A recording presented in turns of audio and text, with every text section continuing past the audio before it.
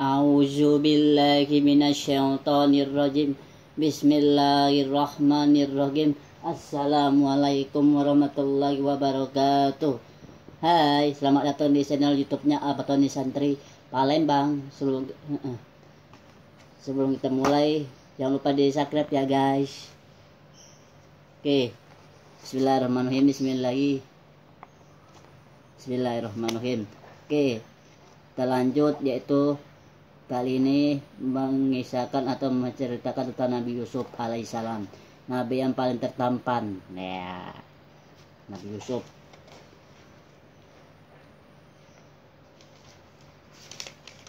Nabi Yusuf alaihissalam.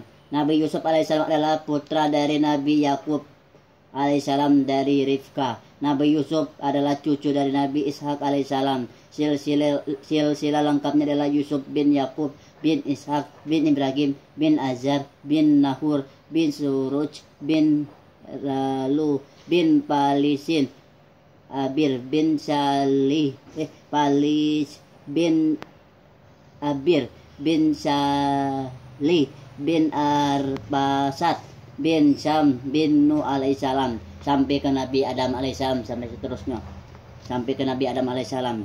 Nabi Yusuf alaihissalam mempunyai Nabi Yusuf alaihissalam mempunyai 12 orang saudara. Beliau merupakan anak ketujuh di antara ke-12 saudara Nabi Yusuf. Hanya Bunyamin saudara sekandungnya, namun ibu kandungnya wafat ketika ia berusia 12 tahun. Nabi Yusuf dibuang ke dalam sumur. Al-Quran mengawali kisah Yusuf saat ia masih muda. Ia bermimpi melihat 11 planet, matahari, dan bulan, bahkan bintang. Dan bulan bersujud kepadanya. Yusuf ayat yang ke-14. Mimpi itu ia beritahukan kepada ayahnya Yakub yang menyuruhnya agar tidak memberitahukan mimpi itu kepada saudara-saudaranya yang pencemburu. Yusuf ayat yang kelima. Nabi Yusuf alaihissalam juga merupakan anak yang paling disayangi Yakub, sehingga saudaranya merasa cemburu dan mereka merencanakan suatu rencana untuk membuang Yusuf. Yusuf ayat 8. Saudara-saudara Nabi Yusuf alaihissalam meminta izin pada Nabi Yakub alaihissalam untuk membawa Nabi Yusuf alaihissalam pergi bersama mereka, dan mereka diizinkan. Dalam perjalanan, Yusuf dimasukkan ke dalam sumur dan ditinggal pergi oleh saudara-saudaranya. Sehingga kemudian segerombolan kafilah yang sedang dalam perjalanan ke Mesir melewati sumur tersebut. Mereka berhenti untuk mengambil air, namun bukan air yang mereka dapatkan, melainkan pemuda tampan yang keluar dari sumur. Nabi Yusuf difitnah dan dipenjara. Nabi Yusuf alaihissalam pun dibawa oleh mereka ke Mesir untuk dijadikan budak.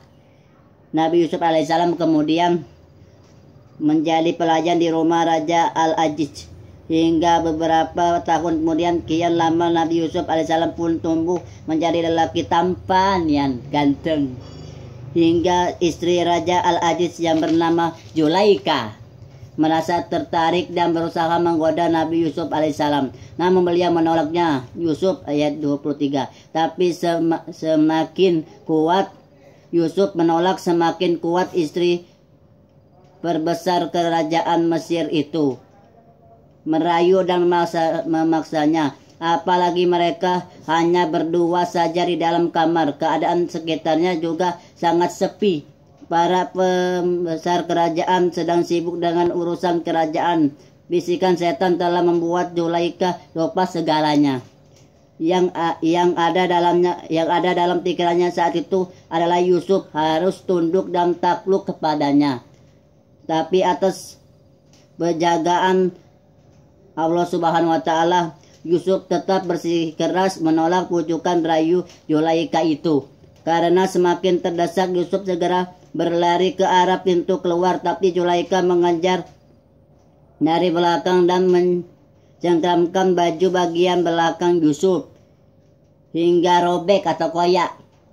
Pada saat itulah suami Zulaikha muncul di depan pintu. Zulaikha pun panik dan justru memfitnah Nabi Yusuf alaihissalam di depan suaminya, yaitu Raja Al-Aziz.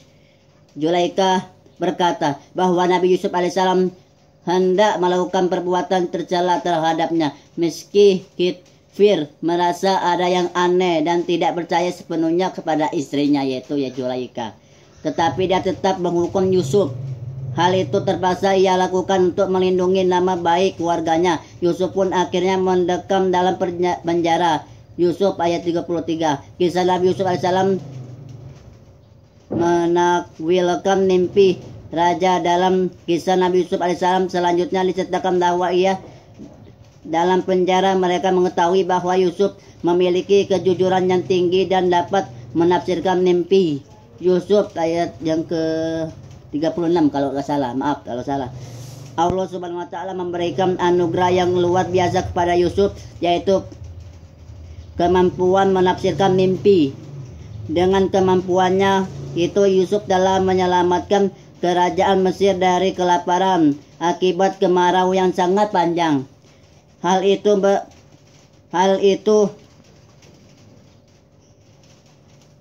bermula ketika pada suatu malam Raja Mesir, yaitu Raja Ar-Royan bermimpi. Dalam mimpinya ia melihat 7 ekor sapi gemuk-gemuk muncul dari sungai dan merumput di padang rumput tak jauh dari sungai itu. Tak lama kemudian muncul 7 ekor sapi kurus, sapi kurus dari sungai. Ketujuh sapi itu segera bergabung merumput bersama 7 ekor sapi gemuk-gemuk tadi. Tapi tiba-tiba ketujuh ekor sapi kurus itu memakan 7 ekor sapi gemuk.